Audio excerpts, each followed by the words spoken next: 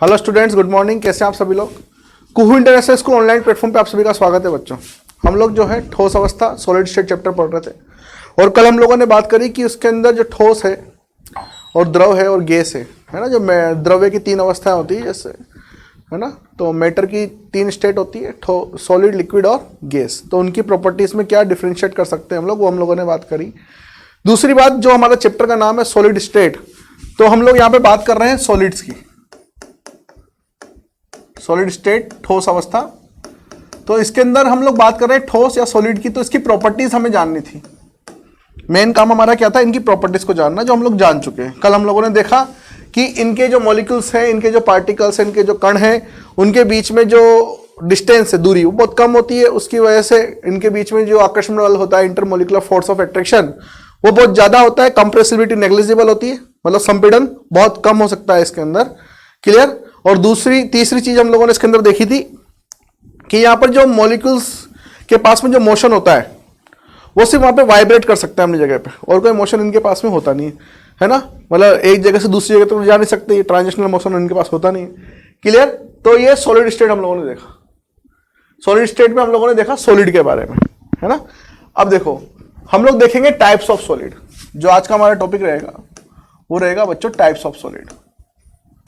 Solid के प्रकार, ठोस के प्रकार, ठोस के प्रकार। तो चार तरह के ठोस, चार तरह के सॉलिड हम लोगों को पढ़ना है। सबसे पहला आपके पास में जो आएगा वो है क्रिस्टलाइन सॉलिड। अच्छा, उससे पहले हम लोग और भी जो सॉलिड होते हैं उनके टाइप्स देखेंगे, जैसे मेटालिक सॉलिड। क्रिस्टलाइन की तो बात हम लोग बाद में करेंगे, सबसे लास्ट में। सबसे पहले हम लोग देखेंगे मेटालिक सॉलिड, धातु ठोस, धात्विक ठोस, इसको बोला जाता है धात्विक ठोस, मेटालिक सॉलिड। तो देखो कहां पाए जाएंगे मेटालिक सॉलिड। जैसे आपने देखा होगा धातु के अंदर, है ना, हमें कहां मिलेंगे ये मेटल के अंदर। जैसे सिल्वर है, गोल्ड है, सिल्वर है, कॉपर है, इन सब के अंदर हमें क्या दिखेगा, मेटालिक सॉलिड्स दिखेंगे। क्या दिखेंगे बच्चों, मेटालिक सॉलिड दिखेंगे। और ऐसा इसलिए होगा क्योंकि यहां पर जो है मेटालिक बॉन्ड बनते हैं, इनके बीच में क्या बनते हैं, मेटालिक बॉन्ड, मेटालिक बॉन्ड, धात्विक बंध, यहां पे बनते हैं धात्विक बंध। अब दूसरी चीज आती है कि धात्विक बंध बनते कैसे हैं, है ना, इनके बीच में होता क्या है। तो ये धात्विक बंध होते हैं मेटालिक सॉलिड। यहां पे ध्यान रखना, जो इंग्लिश मीडियम वाले उनके लिए लिख रहा हूं मैं, strong electrostatic force of attraction होता है। Strong electrostatic force of attraction, force of attraction होता है ना। यहां पर प्रबल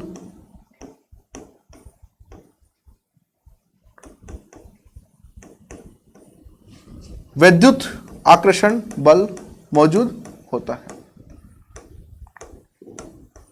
तो आप लोगों को पता है कि जो फोर्स ऑफ अट्रैक्शन जो यहां पे लिखा गया है वो है इलेक्ट्रोस्टैटिक, विद्युत आकर्षण।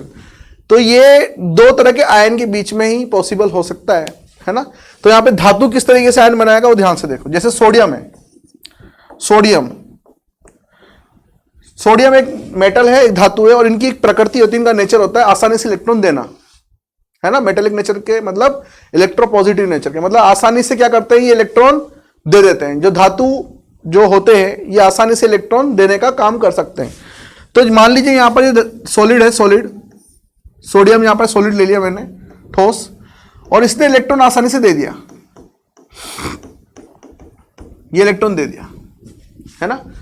अब यहां पर ये जो फोर्स ऑफ अट्रैक्शन लग रहा है, विद्युत आकर्षण बल, इलेक्ट्रोस्टैटिक फोर्स ऑफ अट्रैक्शन, ये किस तरीके से वर्क कर रहा हो, तो ध्यान से देखना कि जैसे सोडियम हमें पता है, सोडियम का अलग इलेक्ट्रॉनिक कॉन्फ़िगरेशन लिखें तो 1s2 2s2 2p6 और 3s1 ये आएगा। ये जो इलेक्ट्रॉन है सबसे बाहर का, ये इलेक्ट्रॉन ये वाला है कि नहीं बताओ। ये 3s1 जो इलेक्ट्रॉन लिखा हुआ है, ये इलेक्ट्रॉन ये वाला है भाई, ये बाहर वाला। तो ये इलेक्ट्रॉन हो गया हमारा पास valence shell electron, valence shell electron. इसको हम लोग कोर इलेक्ट्रॉन भी बोलते हैं, कोर इलेक्ट्रॉन या प्राइमरी इलेक्ट्रॉन, प्राथमिक इलेक्ट्रॉन। तो जो संयोजी कोश का इलेक्ट्रॉन है उसको हम लोग प्राथमिक इलेक्ट्रॉन बोल रहे हैं। ये इलेक्ट्रॉन इसने दान कर दिया यहां पे, है ना, डोनेट कर दिया, बाहर निकल गया।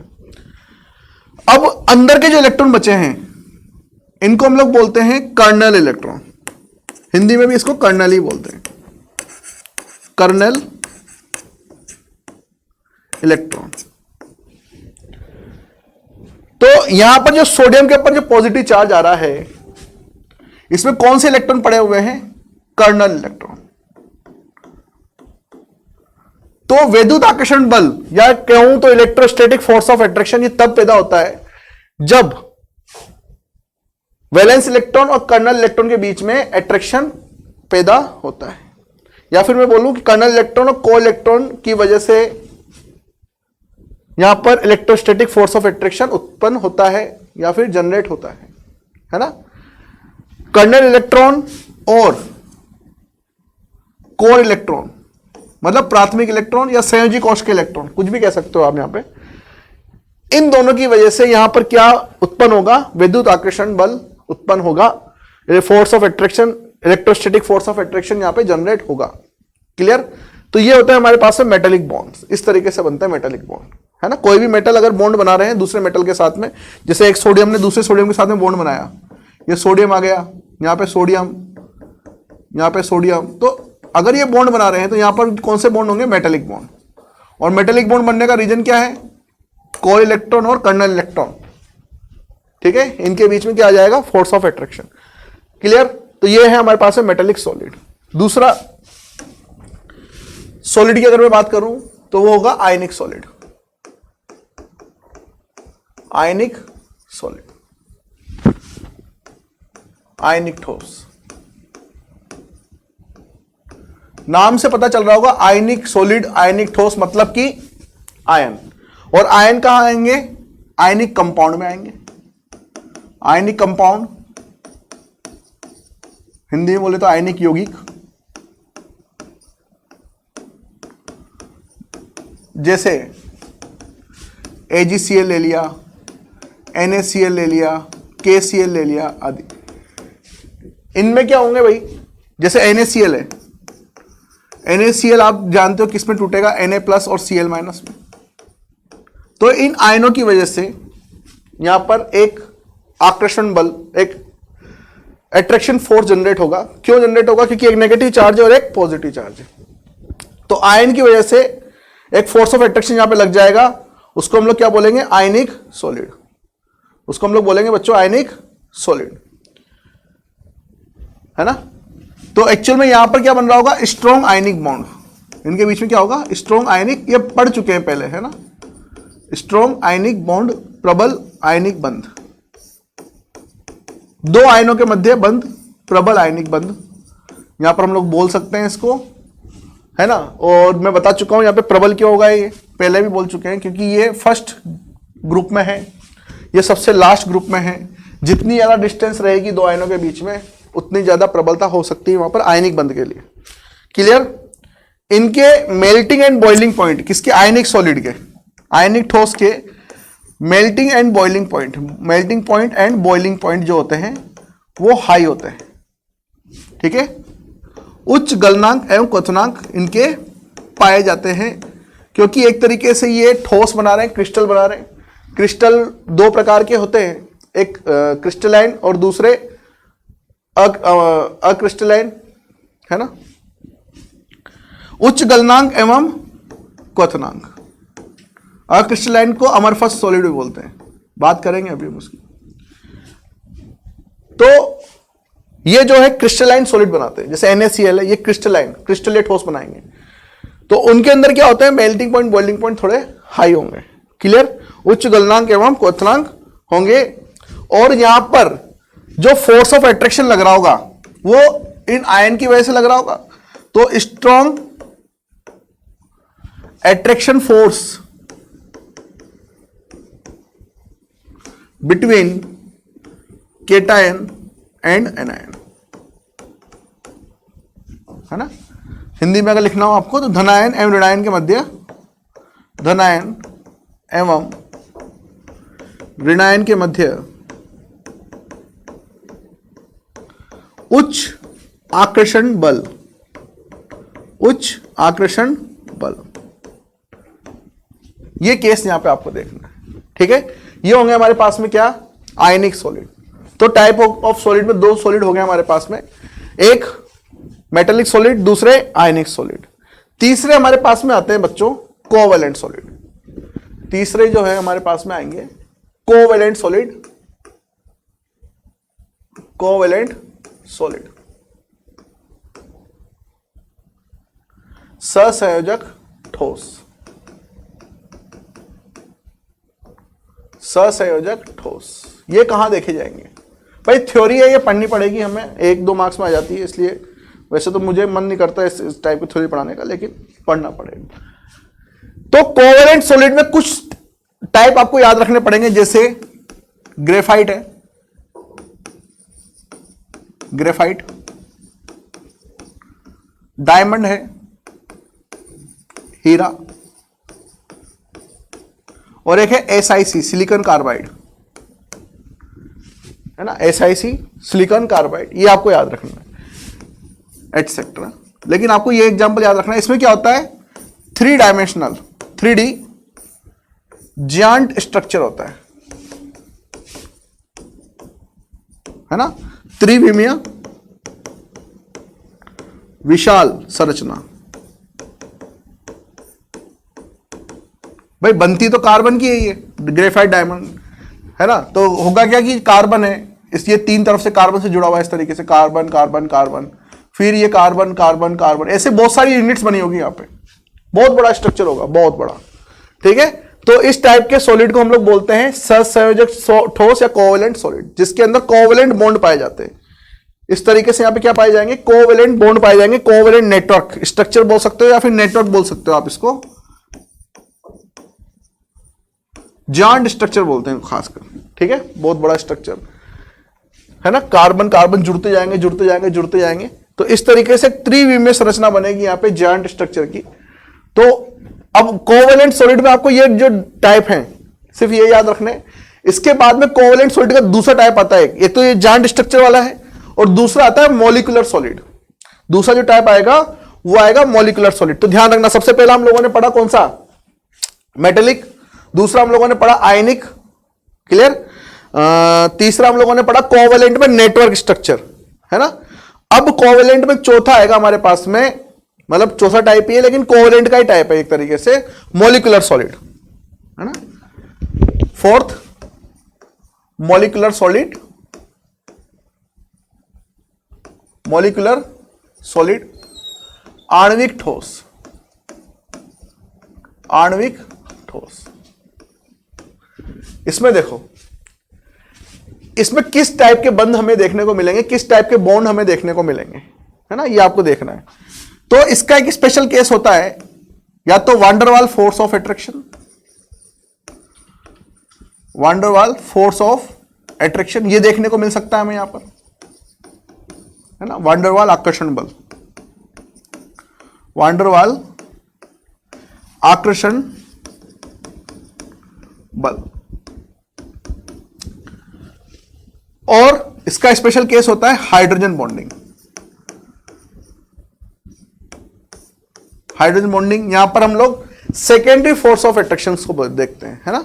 तो यहां पर जैसे हम लोग डायपोल, है ना, द्विध्रुव आगुण वाले जो क्वेश्चंस थे उस टाइप के जो किए थे हम लोगों ने बंद, तो डायपोल डायपोल इंटरेक्शन, है ना, ion dipole interaction, ion ion dipole interaction, इस तरीके से हम लोग यहां पर देख सकते हैं, है ना। वो कल लास्ट ईयर जो है केमिकल बॉन्डिंग में हम लोग पढ़ चुके हैं।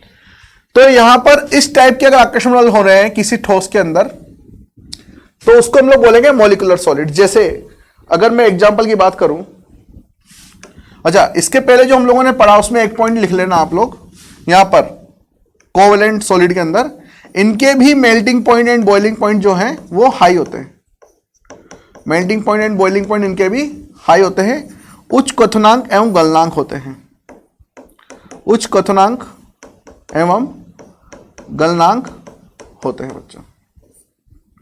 क्लियर? चलो आगे चलते हैं। यहां पर अगर मैं एग्जाम्पल की बात करूं, जैसे आपको मैंने बोला H2O आइस, बर्फ, है ना, मैंने बोला CO2 ठोस, मैंने बोला बोरिक एसिड H3BO3 ठोस, सॉलिड, सॉलिड, ऐसा नहीं है भैया तुम लिखो नहीं, एक तो सॉलिड, है ना। इसके बाद हम लोगों ने केस लिया S8, इसके बाद हम लोगों ने केस लिया P4, इसके बाद हम लोगों ने केस लिया I2, ये सब सॉलिड है, ठोस। इन सब के अंदर मॉलिक्यूलर, ये मॉलिक्यूलर बॉन्ड पाया जाता है, मॉलिक्यूलर सॉलिड्स हैं ये। क्लियर? जैसे मैं एक और एग्जांपल ले लूं, आर्गन सॉलिड एटसेट्रा। तो ज्यादातर जो वान डेर वाल बॉन्ड पाए जाते हैं वो इन्हीं के अंदर पाए जाते हैं, ये ध्यान रखना आप। अब इसके अंदर जो है H2O आइस, यहां पर हाइड्रोजन बॉन्डिंग देखी जाती है, हाइड्रोजन बंद। H3BO3 लास्ट ईयर पढ़ा चुका हूं मैं, कहां पे पढ़ाया था बताओ? बोरॉन फैमिली में 13 नंबर ग्रुप में। तो H3BO3 पूरा पढ़ा चुका हूं, स्ट्रक्चर सब। तो यहां पर भी क्या पाई जाती है? Hydrogen bonding. ठीक है, यहां सब van der Waals force of attraction देखे जाएंगे। Clear? Van der Waals force of attraction देखे जाएंगे। और van der Waals force of attraction की एक खासियत है, जैसे मैंने आपको बोला F2 और यहां पे मैंने बोला I2, ये सॉलिड, ये सॉलिड। बताओ यहां पे सबसे ज्यादा van der Waals force of attraction कहां देखा जाएगा? तो सबसे ज्यादा देखा जाएगा यहां पर I2 में, है ना। क्यों? क्योंकि वान डेर वाल आकर्षण बल जो है, इसकी एक प्रॉपर्टी होती है कि ये सीधे सीधे समानुपाती होता है परमाणु भार के, जो अणु है उसके परमाणु भार के। मतलब van der Waals force of attraction is directly proportional to the atomic mass. तो जैसे जैसे एटॉमिक मास बढ़ता जाएगा, परमाणु भार बढ़ता जाएगा, वैसे वैसे वान डेर वाल बल भी बढ़ता जाएगा। तो सबसे ज्यादा वान डेर वाल बल यहां पे देखा जाता है कि किसका जो है परमाणु भार कम होगा और इसका बहुत ज्यादा होगा। ठीक है, तो ये था हमारे पास है मॉलिक्यूलर सॉलिड। मॉलिक्यूलर सॉलिड में किस टाइप के बॉन्ड देखे जाएंगे? तो सबसे पहला metallic solid, electrostatic force of attraction, विद्युत आकर्षण बल। दूसरा आयनिक सॉलिड, दो आयनों के मध्य, दो आयनों की वजह से डेवलप फोर्स ऑफ अट्रैक्शन। तीसरा कोवैलेंट सॉलिड, जिसके अंदर हम लोग क्या देखेंगे? जायंट मॉलिक्यूल्स, है ना, विशालकाय मॉलिक्यूल्स, विशालकाय अणु। चौथा हम लोग क्या देखेंगे? जो कोवैलेंट बॉन्ड में नहीं आ रहे, वो सारे के सारे हम लोग यहां पे देखेंगे, जिनमें van der Waals force of attraction देखा जाएगा, वान डेर वाल आकर्षण बल या फिर हाइड्रोजन बॉन्डिंग। क्लियर? तो ये चार तरह के सॉलिड्स हम लोग आज यहां पे पढ़ेंगे। कल हम लोग सॉलिड का एक और प्रकार देखेंगे, एक और टाइप देखेंगे, जो होगा आपके पास में क्रिस्टलाइन वर्सेस अमरफस सॉलिड, है ना, क्रिस्टलीय वर्सेस अक्रिस्टलीय ठोस। बहुत इंपॉर्टेंट टॉपिक है, यहां से एक क्वेश्चन आता ही है थ्योरी बेस। ठीक है, इनकी प्रॉपर्टीज है, वहां से भी क्वेश्चन आ जाता है, इनमें डिफरेंस वाला क्वेश्चन भी आ जाता है। तो ध्यान से कल हम लोग इसको पढ़ेंगे, यहीं से रियल में चैप्टर स्टार्ट हो रहा है आपका एक्चुअल में, क्रिस्टलाइन एंड अमरफस से। ठीक है, इससे पहले की कहानी तो एनसीईआरटी में दे रखी है, इसलिए हम लोग उसको पढ़ रहे हैं।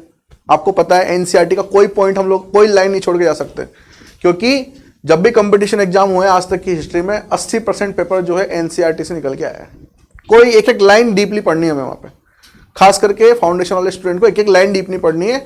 स्टेट बोर्ड वाले चलो छोड़ दे, फिर भी कोई दिक्कत नहीं हो, तो क्वेश्चन रट लेंगे, लेकिन आपको पता ही नहीं किस लाइन से क्वेश्चन बन सकता है। क्लियर? तो एक एक थ्योरी पढ़ेंगे, एक एक चीज पढ़ेंगे, उसके बाद में फिर हम लोग फिजिकल चीजों पे आएंगे हमारी। तो ये आ जाएगी क्रिस्टलाइन और अमरफस सॉलिड, क्रिस्टल या क्रिस्टल ठोस, कल पढ़ेंगे, बहुत इंपॉर्टेंट टॉपिक है। बने रहिए आप लोग, चैप्टर में बहुत बड़ा मजा आने वाला है आगे जाके। Thank you very much.